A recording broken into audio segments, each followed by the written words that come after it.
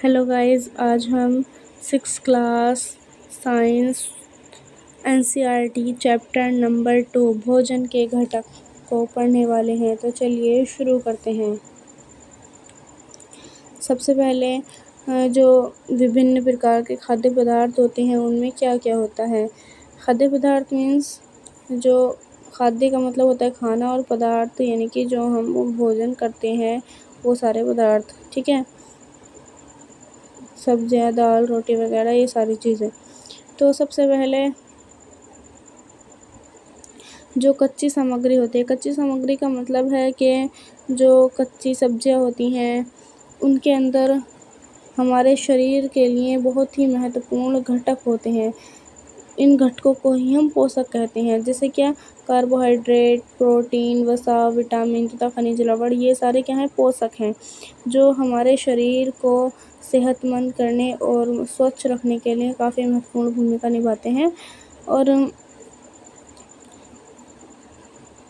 ये जो हैं इसके अतिरिक्त हमारे भोजन में वृक्षांश तथा जल भी शामिल होता है।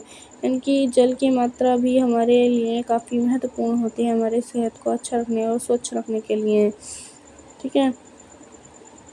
अब कुछ खाद्य सामग्री ऐसी होती हैं कि उनमें ये सभी पोषक तत्व उपलब्ध होते हैं, ये सभी पोषक उपलब्ध होते हैं।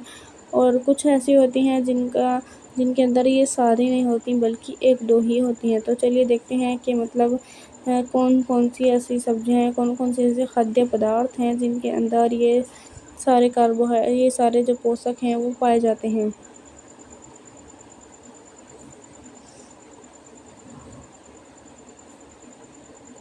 जैसे कच्ची सामग्री या पके हुए भोजन में विभिन्न प्रकार के जो है पोषक पाए जाते हैं।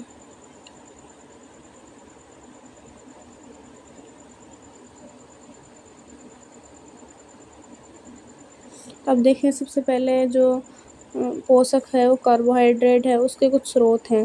कार्बोहाइड्रेट जो पोषक है उसके लिए हमें क्या किन-किन चीज़ों को खाना चाहिए जिससे क्या हमारे अंदर कार्बोहाइड्रेट की जो मात्रा है वो पूरी रहेगी। ये यहाँ पर आप देख सकते हैं, ये मक्का है।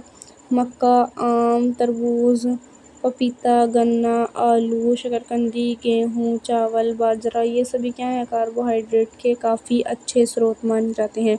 यदि आप इन सारी चीज़ों का मतलब सेवन आप करते हैं, इनमें से कुछ भी चीज़ का अगर आप हर रोज़ सेवन करते हैं तो आपके अंदर जो है कार्बोहाइड्रेट की कमी नहीं होगी, ठीक है।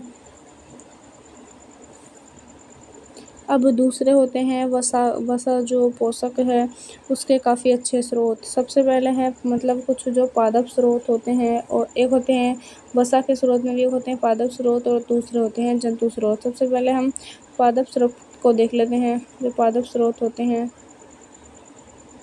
ये यहाँ पर आप देख सकते हैं, मूँगफली, तिल, गिरी मतलब जो बादाम की गिरी होती है वो, और सरसों का तेल, सूरजमुखी का तेल, नारियल का तेल, सोयाबीन का तेल, ये सारी चीज़ें क्या हैं, ये वसा के काफ़ी अच्छे स्रोत हैं। दूसरे होते हैं काफ़ी जंतु स्रोत, यानी कि ये तो पादप स्रोत हो गए वसा के, और ये हैं जंतु स्रोत। जंतु स्रोत के अंदर आती हैं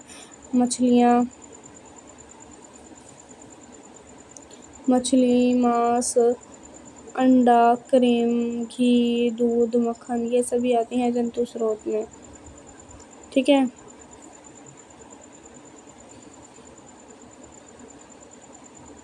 अब अगला है प्रोटीन के स्रोत। प्रोटीन के काफ़ी अच्छे स्रोत होते हैं, जो उसमें भी 2 प्रकार के हैं, एक पादप स्रोत, एक जंतु स्रोत। पादप स्रोत कौन से हैं, देखिए इधर। पादप स्रोत जो है वो है मटर, सोयाबीन, राजमा, तुअर दाल, मूंग, चना, ये हैं पादप स्रोत। और दूसरे होते हैं जंतु स्रोत। जंतु स्रोत में देख लेते हैं हम यहाँ पर, ये पनीर, ये अंडा, दूध, मछली, मांस, ये हैं जंतु स्रोत जो प्रोटीन के काफ़ी अच्छे स्रोत माने जाते हैं। अब एक है विटामिन। विटामिन के स्रोत कौन कौन से होते हैं, ये देखें इधर। विटामिन के कुछ जो है वो स्रोत हैं। सबसे पहला है विटामिन ए। विटामिन ए के जो अच्छे स्रोत हैं वह है दूध, मछली का तेल, ये इधर पपीता, गाजर और ये आम है शायद। ये विटामिन ए के काफ़ी अच्छे स्रोत माने जाते हैं। विटामिन बी के स्रोत हैं ये गेहूँ हैं और ये सारी चीज़ें हैं जो विटामिन बी के अच्छे स्रोत माने जाते हैं। विटामिन सी के अच्छे स्रोत होते हैं खट्टे पदार्थ, मतलब नींबू वगैरह, टमाटर, नींबू, आंवला, टमाटर, संतरा, मिर्च भी इसमें आती है और अमरूद भी विटामिन सी के काफ़ी अच्छे स्रोत ये माने जाते हैं। अब आते हैं विटामिन डी के जो स्रोत हैं वो है मछली, अंडा, मक्खन, दूध, ये सारी चीज़ें विटामिन डी के स्रोत में आती हैं। ओके, अब आते हैं आयोडीन के कुछ स्रोत। आयोडीन जो मिलता है मतलब उसके कुछ स्रोत हैं, जैसे मछली है, पालक है और इनसे मिलता है आयोडीन। आयोडीन के काफ़ी अच्छे स्रोत ये माने जाते हैं। दूसरे है फास्फोरस के कुछ अच्छे स्रोत, जो दूध है, केला है, मिर्चें हैं, गेहूँ वगैरह, ये सारी चीज़ें जो हैं वो फास्फोरस के कुछ अच्छे स्रोत हैं। लोह के जो हमारे शरीर के अंदर लोह होता है उसके काफ़ी अच्छे स्रोत जो माने जाते हैं वो पालक और सेब और शायद नाशपाती है। ठीक है, ये सारी चीज़ें जो हैं ये काफ़ी अच्छे स्रोत माने जाते हैं। कैल्शियम के काफ़ी अच्छे स्रोत है दूध और अंडा। ओके, ये सारे क्या हैं? कैल्शियम, लोह, फास्फोरस, आयोडीन, ये क्या है? ये है खनिज लवण। ठीक है, खनिज लवण। ओके, अब हमने ये तो देख लिया है कि कौन कौन से स्रोत हो सकते हैं इनको पूरा करने के लिए, इन पोषकों को पूरा करने के लिए। अब हम देखते हैं कि आखिर इनकी ज़रूरत क्यों है।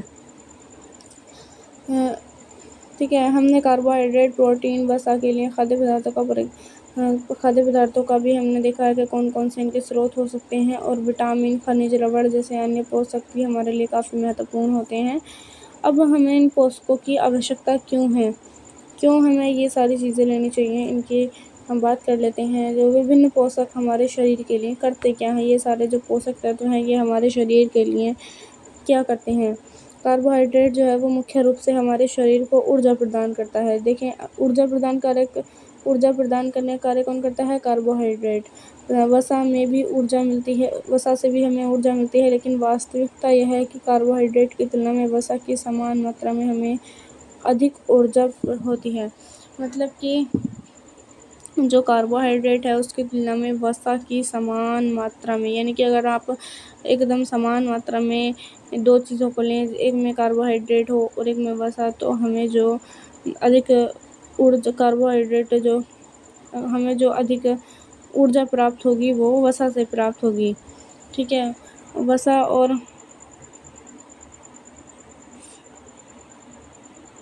प्रोटीन की आवश्यकता शरीर की वृद्धि, वसा और प्रोटीन की जो आवश्यकता है और शरीर की वृद्धि तथा स्वस्थ रहने के लिए होती है। प्रोटीन युक्त भोजन का प्राय शरीर वर्धक भोजन कहते हैं, यानी कि प्रोटीन युक्त भोजन जो होता है उसे ज़्यादातर शरीर वर्धक भोजन कहा जाता है, यानी कि ये काफ़ी मतलब शरीर को एकदम मजबूत बनाता है।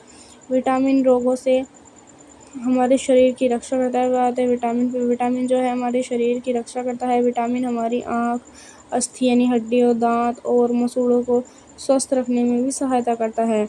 विटामिन कई प्रकार के हो सकते हैं जिन्हें अलग अलग नामों से जाना जाता है। इनमें से कुछ को vitamin A, B, vitamin C, vitamin D, vitamin A, vitamin के नाम से जाना जाता है। विटामिनों के समूह को विटामिन बी कॉम्प्लेक्स कहते हैं। हमारे शरीर को सभी प्रकार के विटामिनों की अल्प मात्रा में आवश्यकता होती है, यानी कि हमें आवश्यकता तो है लेकिन ऐसा नहीं कि आप बहुत बड़ी मात्रा में उसका यूज़ कर रहे हैं, ये वो भी हमारे लिए हानिकारक होती है। हमारे लिए जो मतलब लाभकारी होती है वो अल्प मात्रा में आवश्यकता होती है। विटामिन ए जो है हमारी त्वचा तथा आँखों को स्वस्थ रखता है। विटामिन सी बहुत से रोगों से लड़ने में हमारी मदद करता है। विटामिन डी जो है हमारी अस्थियों यानी हड्डियों और दांतों के लिए कैल्शियम का उपयोग करने में हमारे शरीर की सहायता करता है। ठीक है, जैसे कि हम अभी देख चुके हैं विटामिनों के भरपूर जो भोजन है वो हमें किन किन चीज़ों से प्राप्त होता है, ये आप यहाँ पर देख भी सकते हैं। दोबारा से आप देखना चाहें तो ये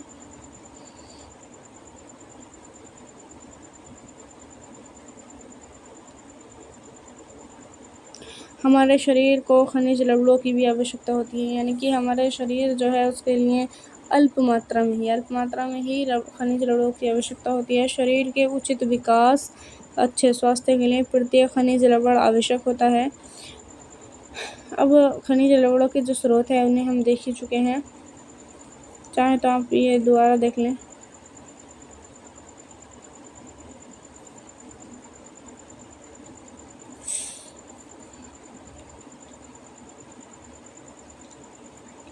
ठीक है, अधिकांश खाद्य पदार्थों में से अधिक पोषक होते हैं, यानी कि अधिकांश जो खाद्य पदार्थ होते हैं उसमें से एक से अधिक पोषक होते हैं। फिर भी किसी कच्ची सामग्री में एक निश्चित पोषक की मात्रा दूसरे पोषकों की मात्रा से अधिक हो सकती है, यानी कि अगर हम मान लीजिए कि कोई भी एक चीज़ हमें चीज़ है, फिर एक दूसरी चीज़ है, तो उनमें आपस में चाहे वो भले ही एक समान मात्रा में हो, लेकिन उसमें पोषक तत्वों की जो मात्रा है वो कम या ज़्यादा हो सकती है। उदाहरण के लिए जैसे चावल में कार्बोहाइड्रेट की मात्रा दूसरे पोषक तत्वों से अधिक होती है। इस आधार पर हम यह कह सकते हैं कि चावल कार्बोहाइड्रेट समृद्ध भोजन है, यानी कि जो कार्बोहाइड्रेट का जो सबसे अच्छा या समृद्ध भोजन कहें तो वो चावल हो सकता है। इन पोषकों के अलावा हमारे शरीर को आहारी रेशे और जल की भी आवश्यकता होती है। इन सारे पोषक तत्वों के अलावा भी जैसे हमारे लिए आहारी रेशों और जल की आवश्यकता होती है। आहारी रेशे जो हैं रुक्षांश के नाम से जाने जाते हैं। रुक्षांश, आहारी रेशों किस नाम से जानता है? रुक्षांश के नाम से। ठीक है, हमारे खाने में रुक्षांश की पूर्ति मुख्यतः पादप उत्पादों से होती है। रुक्षांश के मुख्य स्रोत साबुत खाद्यान्न, दाल, आलू, ताज़े फल, सब्जियां ये हैं। रुक्षांश हमारे शरीर को पोषक प्रदान करता है, पोषक प्रदान ही नहीं करते, फिर भी पोषक प्रदान नहीं करते हैं जो रुक्षांश होते हैं वो हमारे शरीर को कोई पोषक प्रदान नहीं करते हैं, फिर भी यह हमारे भोजन का आवश्यक तत्व है। ठीक है, यानी कि अगर हम ये जो रुक्षांश होते हैं ये जो हमारा भोजन है, जो हमारा मतलब इसमें हो या नहीं हो, लेकिन जो हमारा शरीर है उसके लिए पोषक तो प्रदान नहीं करते हैं, लेकिन फिर भी ये हमारे भोजन के लिए काफ़ी महत्वपूर्ण अवयव होते हैं। इसका आयतन बढ़ा देते हैं। रुक्षांश बिना पचे भोजन को बाहर निकालने में हमारे शरीर की सहायता करते हैं। रुक्षांश जो ये तत्व है, ये जो हमारा भोजन होता है शरीर के अंदर, उसको बिना पचे भोजन को बाहर निकालने में हमारे शरीर की सहायता करते हैं। यानी कि जो ऐसा भोजन, अगर हम कभी कभी ऐसा भोजन कर लेते हैं जो हमारा शरीर उसको पचा नहीं पाता है, तो उसको शरीर से बाहर निकालने के लिए जो मदद करते हैं वो रुक्षांश ही हमारे शरीर की मदद करते हैं। अब आता है जल भोजन में उपस्थित पोषकों को अवशोषित करने में हमारे शरीर की सहायता करता है। यह कुछ अवशिष्ट पदार्थों जैसे मूत्र तथा पसीने को शरीर से बाहर निकालने में सहायता करता है, यानी कि इनकी सहायता से जो हमारे शरीर के अंदर की जो गंदगी होती है, अपशिष्ट पदार्थ होते हैं जिनकी हमारे शरीर को कोई आवश्यकता नहीं होती है, उनको बाहर निकालने में मदद करते हैं। सामान्यतः हमारे शरीर को जितने जल की आवश्यकता होती है वह हमारे उन वस्तुओं से प्राप्त होता है जिन्हें हम द्रव रूप में लेते हैं, जैसे कि जल, दूध, चाय, इन सब से। इसके अतिरिक्त हम जो भी भोजन पकाते हैं उसमें पानी का प्रयोग किया जाता है। ठीक है,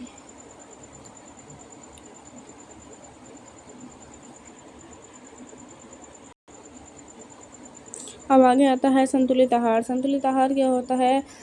सामान्यतः पूरे दिन में जो भी हम खाते हैं उसे आहार कहते हैं। हमारे शरीर की वृद्धि को अच्छे स्वास्थ्य बनाए रखने के लिए आहार में वे सभी पोषक तत्व उचित मात्रा में होने चाहिए जिनकी हमारे शरीर को आवश्यकता है। कोई भी पोषक तत्व न आवश्यकता से अधिक होता है और न ही कम। हमारे आहार में पर्याप्त मात्रा में लुक्सांश तथा जल भी होना चाहिए। इस प्रकार के आहार को संतुलित आहार कहते हैं। यानी कि सिर्फ हमारा जो आहार है ऐसा नहीं होना चाहिए कि सिर्फ हमारा मतलब पेट भर जाए और हमारे शरीर की जो हम पोषक तत्वों की आवश्यकता है वो पूरी ना हो पाए। ऐसे भोजन हमारे लिए किसी काम का नहीं होता, सिर्फ उससे पेट भर जाता है। ना ही उसे संतुलित कहते हैं बल्कि उसे असंतुलित आहार कहा जाता है, जो कि हमारे शरीर के लिए महत्वपूर्ण नहीं है। हमारे शरीर के लिए स्वच्छ रखने के लिए इसको जो महत्वपूर्ण है वो है संतुलित आहार।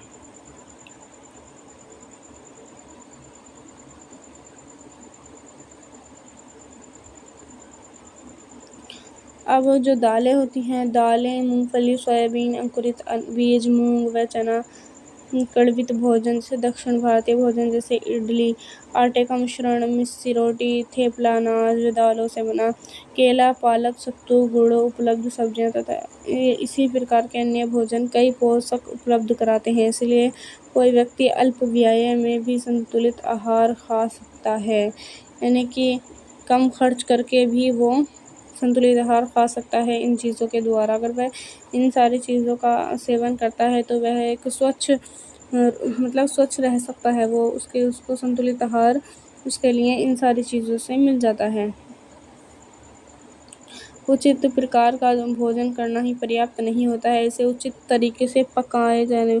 अब हमने तो बात कर ली कि हमारे लिए क्या क्या उचित होंगे। अब ये ही ज़रूरी नहीं है, किसके लिए ज़रूरी ये भी है कि ये उचित तरीके से पकाया जाए, क्योंकि अगर उचित तरीके से नहीं पकाया जाता है तो कई बार ऐसा होता है कि पकाने में ही जो इनके पोषक तत्व होते हैं वो ख़त्म हो जाते हैं।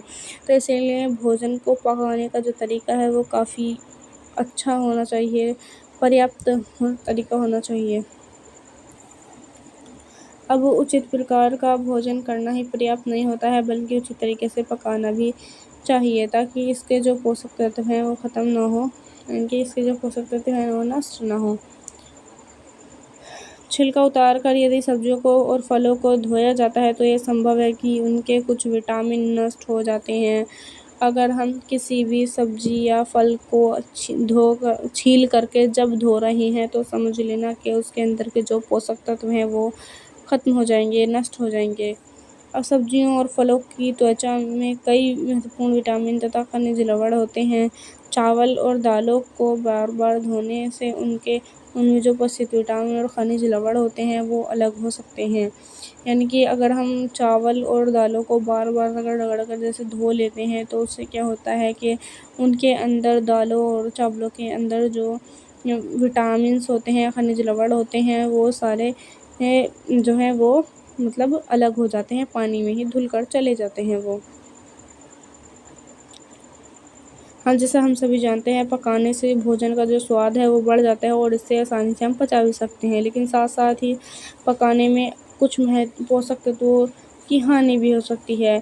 यदि भोजन पकाने में अत्यधिक जल का उपयोग किया जाता है तो बाद में उसे फेंक दिया जाता है तो कई बार लाभदायक प्रोटीन तथा खनिज लवणों की हानि हो जाती है। जैसे कि एग्जाम्पल लें, जैसे मतलब ज़्यादातर कुछ लोग ऐसा करते हैं कि जो साग वगैरह होता है, मतलब किसी भी तरीके का साग जो होता है उसको, या फिर करेले वगैरह जो होते हैं उसको उबाल करके उसको निचोड़ लेते हैं और उसके पानी को फेंक देते हैं। फिर उसको मतलब भून वगैरह के या फिर मिर्च मसाले इसके अंदर मिला करके तब उसका सेवन करते हैं। तो उससे क्या होता है, जो उनके अंदर की जो प्रोटीन होती है या फिर उनके अंदर का जो महत्वपूर्ण पोषक तत्व होते हैं वो नष्ट हो जाते हैं। वो उस पानी में जो वो पानी फेंकते हैं उसमें मतलब बह जाते हैं।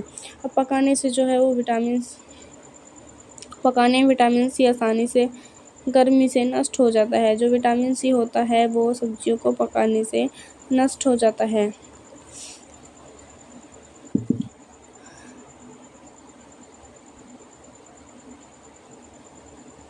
अब इसके लिए ज़रूरी होता है कि अगर हम अपने आहार में मतलब जो कच्ची सब्जियां और फल होते हैं अगर हम उनका सेवन कर लेते हैं तो हमारे अंदर जो विटामिन सी की कमी है वो पूरी हो सकती है। जैसे खीरा वगैरह का यूज़ किया जाता है अगर हम हाँ, अब आगे आता है क्या हर समय वसा युक्त खाना ही सर्वोत्तम भोजन है? अगर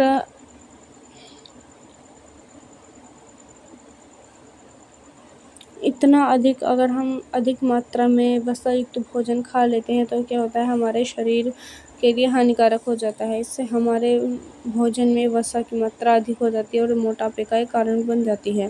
यानी कि कुछ लोगों को जो मोटापा ज़्यादा आ जाता है वो वसा के ज़्यादा सेवन से होता है। अब आता है अभावजन्य रोग। एक व्यक्ति खाने के लिए पर्याप्त भोजन पा रहा है, लेकिन कभी-कभी उसके भोजन में किसी विशेष पोषक की कमी हो जाती है। यदि कमी लंबी अवधि तक रहती है, अगर ये जो कमी है वो काफ़ी लंबे टाइम तक रहती है, तो वह व्यक्ति उसके अभाव से ग्रसित हो सकता है। एक या अधिक पोषक तत्वों का अभाव हमारे शरीर में रोग अथवा विकृतियाँ उत्पन्न कर सकता है।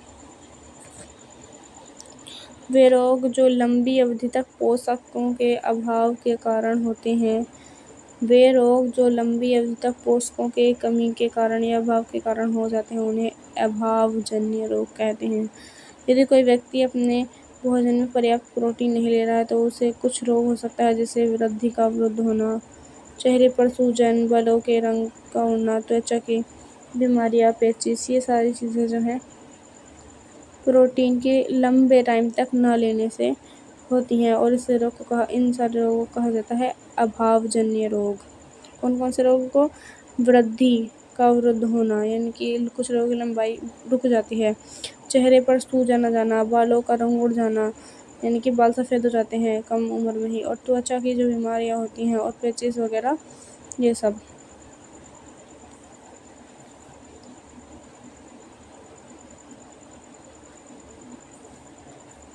यदि प्रोटीन तथा कार्बोहाइड्रेट दोनों की ही किसी व्यक्ति के आहार से एक लंबे समय तक अनुपस्थित रहे तो उसकी वृद्धि पूरी तरीके से रुक जाती है, अवरुद्ध हो जाएगी।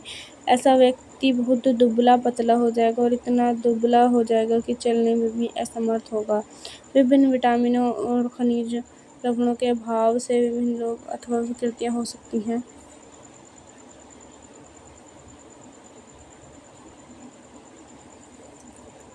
सभी अभावजन्य रोगों की रोकथाम संतुलित आहार लेने से की जा सकती है। ठीक है। अब इस अध्याय में हमने स्वयं को जानने की कोशिश की है कि विभिन्न क्षेत्रों से भोजन में इतनी अधिकता होते हुए भी आहार में पोषक तत्वों का वितरण सामान्य है। वितरण हमारे भोजन में आवश्यक पोषक तत्वों की उपस्थिति सुनिश्चित करता है।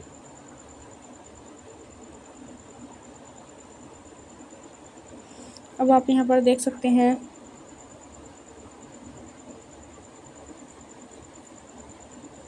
विटामिन ए की कमी से होती है क्षीणता, दृष्टिहीनता यानी कि रतौंधी रोग।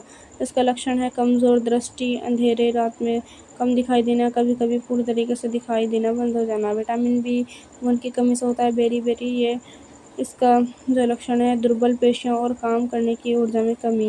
विटामिन C की कमी से होता है स्कर्वी, मसूड़ों में खून निकल आता है और घाव भरने से अधिक समय का लगना, यानी कि एक घाव को भरने में काफ़ी जब समय लग जाता है तो स्कर्वी रोग हो जाता है। विटामिन C की कमी उसके अंदर हो जाती है। विटामिन D की जो कमी है उससे रिकेट्स रोग हो जाता है और अस्थियों का मुलायम होकर मुड़ जाना होता है। अगर जो हड्डियां हैं मुलायम होकर मुड़ रही हैं तो समझ लेना कि उसको रिकेट्स रोग हो चुका है और विटामिन D की उसके अंदर कमी है। कैल्शियम की कमी से अस्थियां और दंताशय रोग हो जाता है। इससे कमजोर हो जाती हैं जो हड्डियां हैं और दंताशय यानी कि दांत जो है वो टूट कर गिरने लगते हैं। आयोडीन जो है वो घेंगा यानी गोइटर रोग हो जाता है इसकी कमी से, और गर्दन की ग्रंथियां जो है वो फूल जाती है। बच्चों में मानसिक विकलांगता आ जाती है, यानी कि वो मानसिक रूप से विकलांग हो जाते हैं, उनका जो मस्तिष्क है वो पूरी तरीके से काम नहीं कर पाता है। अब होता है लोह जो है उसकी कमी से अरक्ता हो जाती है और इससे क्या होता है कमजोरी इंसान को आ जाती है। अब हमने देखा जो प्रमुख शब्द देखे हैं संतुलित आहार, बेरी कार्बोहाइड्रेट, ऊर्जा, वसा, खनिज, पोषक, प्रोटीन, नुकसान, स्कर्वी, विटामिन, ये सारी चीज़ें हमने देखी हैं। अब हम पूरे चैप्टर का एक सारांश देख लेते हैं। हमारे भोजन के मुख्य पोषक तत्वों के नाम हैं कार्बोहाइड्रेट, प्रोटीन, वसा, विटामिन तथा खनिज लवण। इसके अतिरिक्त भोजन में आहारी रेशे तथा जल भी होता है। कार्बोहाइड्रेट तथा वसा हमारे शरीर को मुख्य रूप से ऊर्जा प्रदान करते हैं, जबकि प्रोटीन तथा खनिज लवण की आवश्यकता हमारे शरीर को वृद्धि तथा अनुरक्षण के लिए होती है। विटामिन हमारे शरीर को रोगों से रक्षा करने में सहायता करता है। संतुलित आहार में हमारे शरीर के लिए आवश्यक सभी पोषक तत्वों तथा पर्याप्त अक्षांश और जल उचित मात्रा में उपस्थित रहते हैं। हमारे आहार में लंबी अवधि तक एक अथवा अधिक पोषक तत्वों की न्यूनता से विशिष्ट रोग अथवा विकार उत्पन्न हो सकते हैं। ठीक है, ये था हमारे पूरे चैप्टर का सारांश। यानी कि हमने क्या क्या देखा, मुख्य पोषक तत्वों को देखा कौन कौन से हैं, और कार्बोहाइड्रेट और वसा से हमें ऊर्जा प्राप्त होती है। प्रोटीन, खनिज लवण, प्रोटीन तथा खनिज लवण दो तीन की आवश्यकता हमारे शरीर के वृद्धि के लिए, अनुरक्षण के लिए होती है। विटामिन से क्या है, हमारे शरीर जो है वो रोगों से रक्षा करने में सहायता करता है, यानी रोगों से लड़ने में जो है विटामिन की आवश्यकता होती है। संतुलित आहार से हमारे शरीर का जो आवश्यक पोषक तत्व होते हैं वो पर्याप्त वृक्षांश और जल की मात्रा में उपस्थित रहते हैं। यानी कि संतुलित आहार लेना है तो क्या, जल की मात्रा का सेवन करना चाहिए और वृक्षांश यानी कि ये उनका सेवन करना चाहिए। पोषक जो सारे पोषक तत्व हैं उनका सेवन करना चाहिए। पर्याप्त वृक्षांश का और जल उचित मात्रा में लेना चाहिए, यानी कि एक दिन में 4 से 5 लीटर आप जल पी सकते हैं।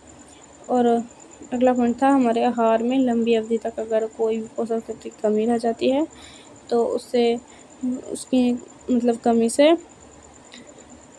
रोग विशिष्ट रोग हो जाते हैं, विभिन्न प्रकार के रोग हो जाते हैं और इससे विकार उत्पन्न हो सकते हैं।